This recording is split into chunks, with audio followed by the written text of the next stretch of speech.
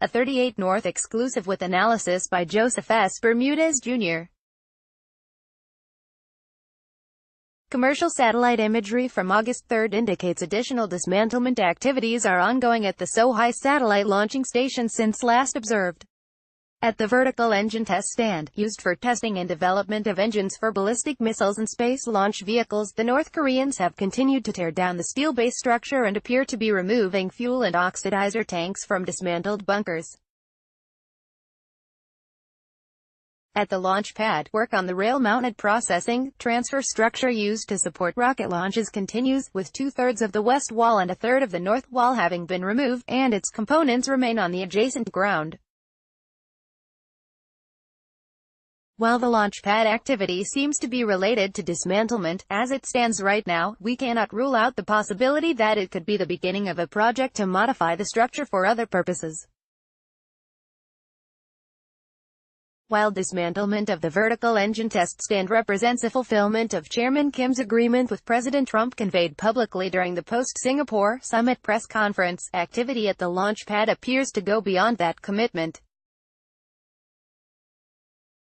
These activities, however, must be viewed cautiously as first steps, since neither are presently permanent or irreversible. The demolition of the test stand's concrete foundations, launch pads, gantry tower, pad foundation and exhaust deflector, etc., would represent more permanent and irreversible actions as there is no known facility with equivalent capabilities elsewhere in the country. 1. The coming months should provide more firm indications whether these are indeed the first steps in reducing the North Korean ballistic missile threat. Vertical engine test stand. Commercial satellite imagery of the vertical engine test stand from August 3 indicates some minor additional dismantling of the steel base structure has occurred. The presence of steel components from the test stand are lined up on the concrete approach pad and approximately 7 vehicles and trailers are present. Some of the latter have what appear to be cylindrical tanks, presumably from the dismantled fuel oxidizer bunkers, on them. No additional dismantling of the fuel oxidizer bunkers is apparent. Additionally, vegetation has started to fill in the previously barren blast area. Figure 1. North Korea continues to dismantle the vertical engine test stand at Sohae. Plates copyright CNES 2018, distribution Airbus DS. For media options, please contact email protected launch pad at the launch pad. Minor additional work has been undertaken on the rail-mounted processing transfer structure. 2/3 of the west wall and 1/3 of the north wall have been removed, as has a small panel in the south wall.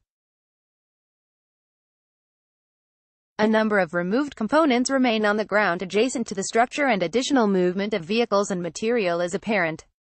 Materials are stacked near the underground rail transfer point and the construction crane previously seen here is no longer present.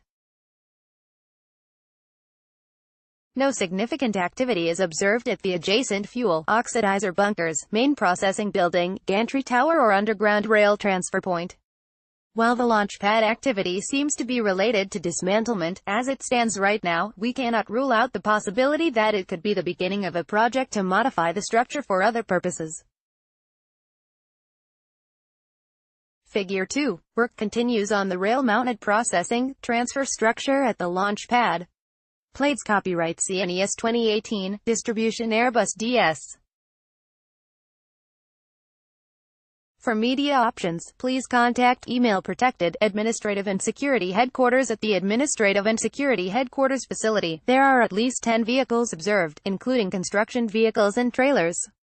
Previously, on July 20 there were none and on July 22 there were 5, suggesting an increasing level of overall activity at the facility. Figure 3.